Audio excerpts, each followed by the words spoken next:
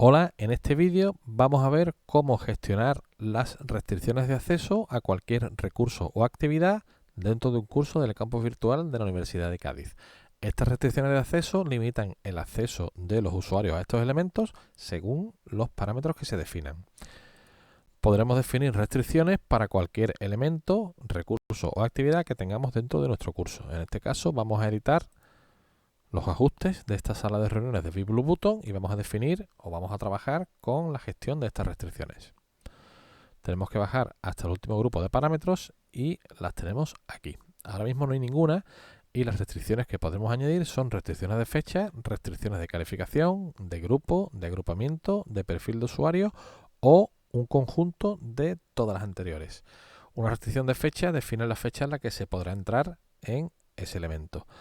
Una restricción de calificación define que el alumno habrá tenido que obtener una calificación en otra actividad mínima o máxima, lo que definamos, para poder entrar.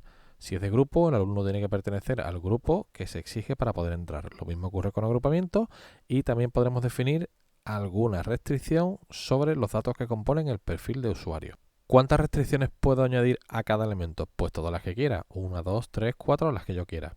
¿Y cómo interactúan entre ellas las diferentes restricciones? Pues esta es una cuestión importante que ahora vamos a ver. Si yo defino una restricción, pues funciona únicamente esa restricción. Pero si defino dos, tengo que definir si quiero que entre las dos haya un operador de i o un operador de o. Es decir, si yo añado una restricción de fecha y una de calificación, tengo que definir si quiero que se tenga que cumplir la de fecha y la de calificación o quiero que se cumpla la de fecha o la de calificación, ¿vale? Hay una diferencia entre el i y el o. Si defino i, se tendrán que cumplir las dos restricciones y si defino o, con que se cumpla una de las dos, vale. Entonces, cuando yo defino un listado de restricciones, tengo que definir si los elementos que hay en ese listado se van a relacionar con el operador i con el operador o. En principio no puedo mezclarlos. Entonces, si yo defino, por ejemplo, una restricción de fecha, añado una restricción de calificación, ahora veremos en detalle cada una de ellas, y añado una de grupo, todas a priori se van a relacionar con i. ¿Veis? Primera restricción, i, segunda restricción y tercera restricción. Si yo quiero cambiar ese i por un o, me tengo que ir aquí y en vez de decirle que se cumplan todas, que se cumplan cualquiera de ellas. Entonces tenemos la primera, la segunda con o y la tercera con o, ¿vale? ¿Qué pasa si yo quiero tener un listado de restricciones donde se combinen los operadores i y o? Pues entonces lo que tengo que hacer es añadir una restricción que sea conjunto de restricciones y esto crea una especie de subconjunto donde yo aquí puedo añadir restricciones, voy a añadir otra más y al tener varias puedo definir si se relacionan con i o con o.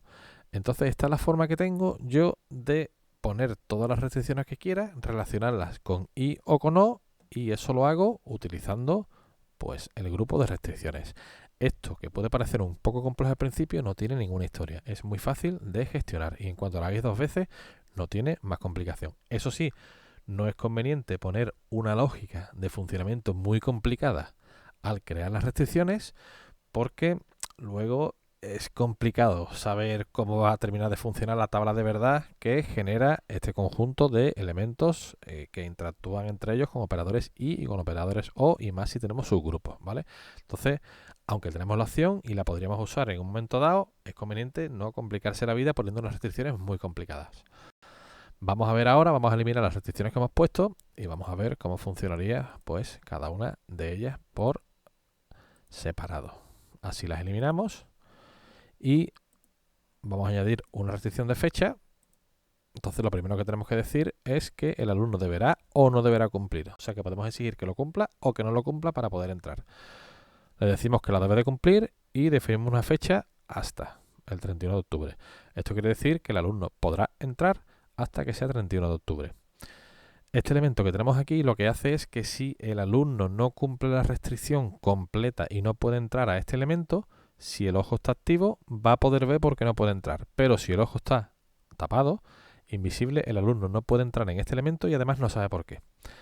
Aquí le daríamos a añadir restricción para añadir otra y una restricción de calificación, pues simplemente lo que tenemos que hacer es elegir la actividad que queremos utilizar como restricción y ahora tenemos que decir si la nota tiene que ser mayor o menor de lo que queramos. Pues para entrar aquí necesita tener una nota mayor de 70.